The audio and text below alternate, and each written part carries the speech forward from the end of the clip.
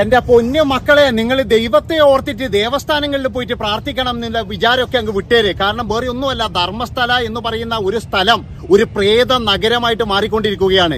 എവിടെ തിരിഞ്ഞു നോക്കിക്കഴിഞ്ഞാലും അവിടെ തലയോട്ടികളും എല്ലിൻ കഷ്ണങ്ങളും മാത്രമാണ് പൊങ്ങി വരുന്നത്. എവിടെ കുഴിച്ചു കഴിഞ്ഞാലും വരുന്നത് എല്ലിൻ കഷ്ണങ്ങളാണ്. 1986 മുതൽ ഇങ്ങോട്ട് 480ഓളം ഈ പെൺകുട്ടികളെയും സ്ത്രീകളെയും അതുപോലെ ഭിക്ഷക്കാരെയും ഇങ്ങനെയുള്ള പല ആൾക്കാരെയും അവിടെ കാണാതായിട്ടുണ്ട്. പിന്നെ മറ്റൊരു കാര്യം തന്നെ, കംപ്ലൈന്റ് ചെയ്യാത്തത് വേറെ ഒരുപാടുണ്ട്. അതായത് ഒഴുകിപ്പോയി അല്ലെങ്കിൽ കാണാതായി എന്നൊക്കെ പറഞ്ഞിട്ട് കംപ്ലൈന്റ് ചെയ്യാത്ത, ഒളിച്ചോടിപ്പോയി എന്നൊക്കെ പറഞ്ഞിട്ട് ചെയ്യാത്ത ഒരുപാട് കാര്യങ്ങളുണ്ട്. ഇപ്പോഴും വരുന്നതെന്ന് പറഞ്ഞാൽ ഞെട്ടിക്കുന്ന ഒരു സംഭവമാണ്.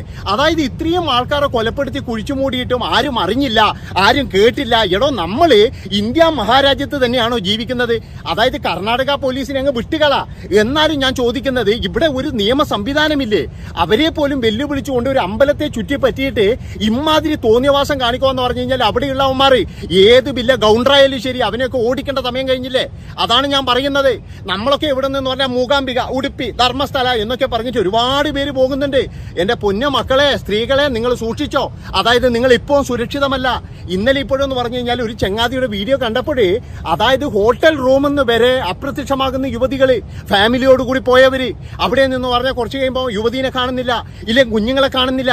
ഇതൊക്കെ എന്ന് പറഞ്ഞു കഴിഞ്ഞാൽ എന്താ സംഭവം എന്ന് പറഞ്ഞു കഴിഞ്ഞാൽ, ഇതുപോലെ തട്ടിക്കൊണ്ടുപോയതിന് ശേഷം എന്ന് പറഞ്ഞു കഴിഞ്ഞാൽ അവരെ ലൈംഗിക അതിക്രമം നടത്തി പിന്നീട് കൊലപ്പെടുത്തുക. അതുപോലെ തന്നെ അവിടെയുള്ള ഒരു ശുചീകരണ തൊഴിലാളിയുണ്ട്, അവനെ കൊണ്ടാണ് ഇത് കുഴിച്ചു മൂടിച്ചത്.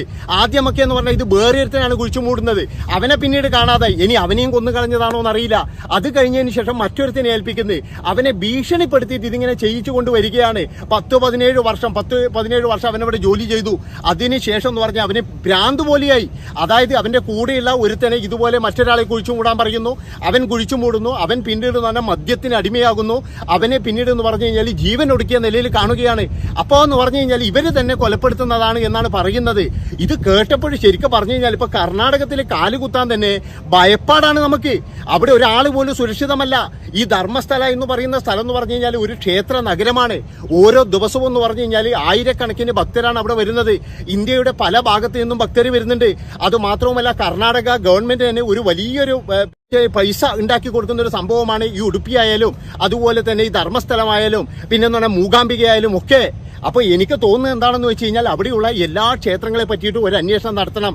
ചിലപ്പോഴെന്ന് പറഞ്ഞു കഴിഞ്ഞാൽ എനിക്ക് തോന്നുന്നത് ഈ മറ്റേ എന്താ പറയുക, നമ്മുടെ കുടജാദ്രി അങ്ങനെയെല്ലാം പോകുന്ന വഴിക്കൊക്കെ ഇനി ഇതുപോലെയുള്ള സംഭവങ്ങൾ ചെയ്തിട്ടുണ്ടോ? ഇതുപോലെ ആൾക്കാർ അപ്രത്യക്ഷമായിട്ടുണ്ടോ? നമ്മളൊക്കെ ഇവിടെ നിന്ന് പറഞ്ഞു കഴിഞ്ഞാൽ കുറെ നാൾ കഴിഞ്ഞാൽ ആൾക്കാർ എഴുതി തള്ളുന്നുണ്ട്. ഇപ്പൊ ജസ്ന എന്ന് പറയുന്ന ആ ഒരു പെൺകുട്ടി, അവൾ എവിടെയാണെന്ന് ആർക്കും അറിയില്ല. അങ്ങനെയുള്ള ഒരുപാട് കേസുകൾ നമ്മൾ ഇവിടുന്ന്